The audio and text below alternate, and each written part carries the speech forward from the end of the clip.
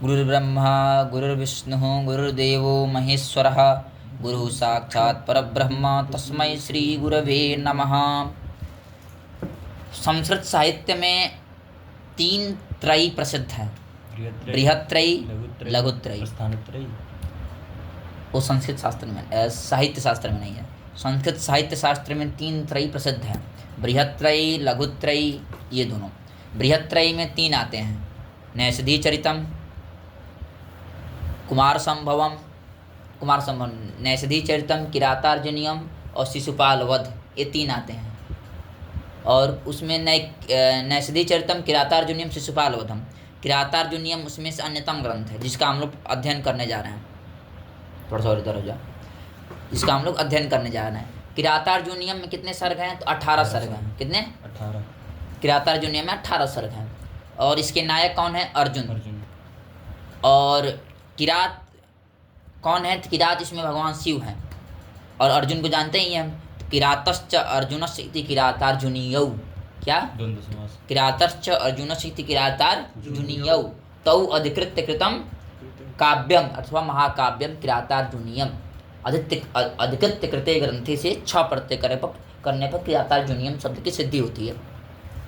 18 सर्ग हैं इसमें। किरातार्जुनीयम के लेखक कौन है? भारवी जी, महाकवि भारवी। भारवी की पिताजी का क्या नाम था? श्रीधर। माताजी का नाम सुशीला। माताजी का नाम सुशीला। पिताजी का नाम क्या था? श्रीधर। माताजी का नाम सुशीला। ये 6वीं शताब्दी के उत्तरार्ध के कवि हैं। 6वीं शताब्दी के उत्तरार्ध के कवि हैं। ये कौन? भारवी। भारवी का एक नाम दामोदर भी था। क्या नाम था? दामोदर नाम था। ये दक्षिण भारत के रहने वाले थे। कहाँ के? दक्षिण भारत के, है क्या नहीं? और यह कथा कहाँ से ली गई है? कहानी कहाँ से ली गई है? वन पर्व से। किसके वन पर्व से? महाभारत के वन पर्व से। शुरू करें हम लोग। श्रियः कुरूणामधिपस्य पालिनीं प्रजासु वृत्तिं यमयुङ्क्त वेदितुं सवर्णिलिङ्गे विदितः समाययौ युधिष्ठिरं द्वैतवने वनेचरः। यहाँ प्रसंग ये है कि युधिष्ठिर जो हैं पूरा राज्य हार चुके हैं, अपना जो भी था उनके हिस्से में वो सब क्या हुआ? हार चुके हैं। और अभी द्वैत वन में विराजमान है। किस वन में? द्वैत वन में। और द्वैत वन में इधर के राजा कौन है? दुर्योधन। दुर्योधन क्या हो गए हैं? राजा हो गए हैं। अब दुर्योधन प्रजाओं के प्रति कैसा व्यवहार कर रहा है, उसकी शासन शैली कैसी है, उसको जानने के लिए ये राज्याधिकारच्युत, राज्य के अधिकार से रहित कौन है? दुर्योधन। युधिष्ठिर राज्य के अधिकार से रहित कौन है? अभी राज्य कौन हारा है? युधिष्ठिर हारे हैं। तो उससे रहित कौन है? युधिष्ठिर जो है किसी दूत को भेज रहे हैं। किसको? दूत को भेज रहे हैं, तुम जाओ सारी वृत्तांत को जान कर आओ कि अभी दुर्योधन क्या कर रहा है। तो यही श्लोक है कि क्या है? कुरुणाम मतलब कुरु देश के राजा। कुरुणाम मतलब कुरुदेश। कुरुणाम का अर्थ है कुरुदेश। आधिपत्य मतलब कुरुदेश का जो राजा, कुरुदेश के जो राजा। कुरुणाम ये षष्ठ्यंत है। अधिपत्य ये भी क्या है? षष्ठ्यंत है। और श्रिय ये भी क्या है? षष्ठ्यंत है। तो कुरुदेश के जो राजा और उनकी जो लक्ष्मी, क्या उनकी जो लक्ष्मी, श्रिय मतलब लक्ष्मी। और उस कुरुणाम अधिपत्य श्रिय पालनीम, और उसकी प्रतिष्ठा, उसकी शासन प्रणाली, उसको शासन करने का तरीका है ना। और प्रजासु वृत्ति, प्रजाओं में वृत्ति, प्रजाओं के प्रति व्यवहार, प्रजासु वृत्ति। क्या क्या हो गया? कुरुणाम अधिपस्य श्रियः पालिनीं प्रजासु वृत्तिम हो गया। इनको वेदितुम मतलब जानने के लिए। यम मतलब जिसको अयुक्त मतलब नियुक्त किया था। कौन नियुक्त किया था? युधिष्ठिर। वह वर्णिलिंगी, वह कौन है? वर्णिलिंगी है, मतलब ब्रह्मचारी वेशधारी है। ब्रह्मचारी को अभी ब्रह्मचारी बन कर गया है। कहाँ गया है? हस्तिनापुर में ब्रह्मचारी वेश बनकर गया। वो कौन है? तो सवनेचर। वह क्या है? वनेचर है। वह क्या है? वनेचर है। वह वनेचर है। वह क्या है? वनेचर है कि नहीं? और वह नेचर विदितः समाययौ, वह जानकर, विदितः मतलब सब जानकर, सभी वृत्तांत को जानकर, समाययौ आया। कहाँ आया? तो द्वैत वने समाययौ, द्वैत वन में आया। जिस वन में रह रहे थे उस वन में आया। और किसके पास? युधिष्ठिरम द्वैत वने, युधिष्ठिर के पास आया, युधिष्ठिर के पास आया। आगे क्या नहीं इसका अर्थ?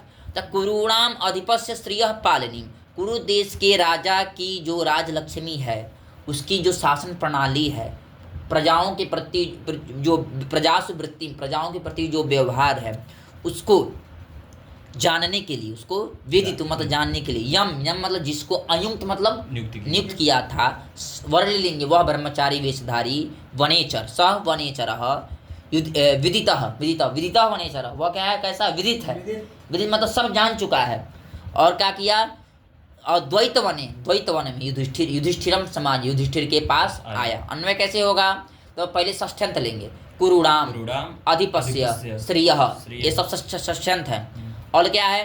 पालिनीम, ये द्वितीयांत है। और क्या? प्रजासु वृत्तिम, ये भी द्वितीयांत है। प्रजासु षष्ठ्यंत है, ये द्वितीयांत है। तो क्रूणाम अधिपस्य श्रियः पालिनीम, और प्रजासु वृत्तिम वेदितुम मतलब जानने के लिए, यम अयुक्तः, यम मतलब जिसको नियुक्त किया था, वर्णलिंगे स वनेचरः विदितः द्वैत वने युधिष्ठिरम समाययौ। क्लियर हो गया? आगे चलें, एक और श्लोक हो जाए।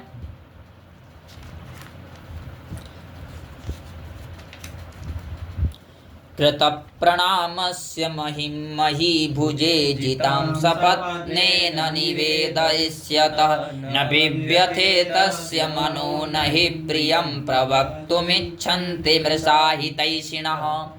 ये हो गया। अब आ गया कृतप्रणामस्य। कृतप्रणामस्य, कृतः प्रणामः येन, कृतः प्रणामः कर लिया गया है प्रणाम जिसके द्वारा, मतलब जो वह नेचर है वह आ गया है युधिष्ठिर के पास, और क्या कर लिया है? प्रणाम कर लिया है।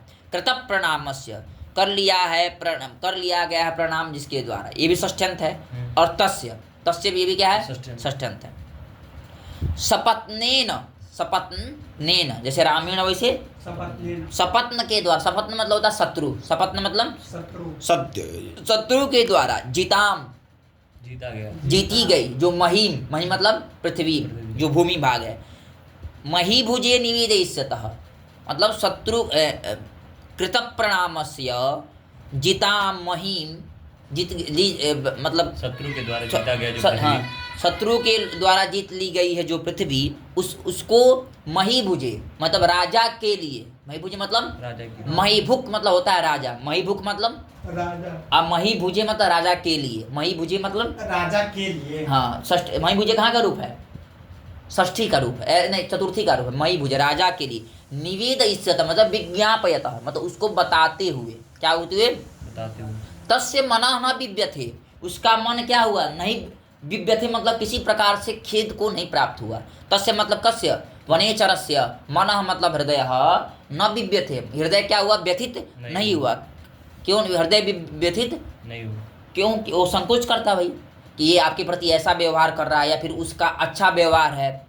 युधिष्ठिर का दुर्योधन का प्रजाओं के प्रति बहुत ही अच्छा व्यवहार है, इससे दुख किसको प्राप्त होता है? युधिष्ठिर को। अरे भाई तो इसकी शासन प्रणाली बहुत अच्छी है, तो उसका क्या हुआ? मन थोड़ा से व्यथित नहीं हो। क्यों? तो मैं अब कारण दे रहा है कि ही, क्योंकि ही मतलब क्योंकि कि हितैषिण, हाँ क्या है?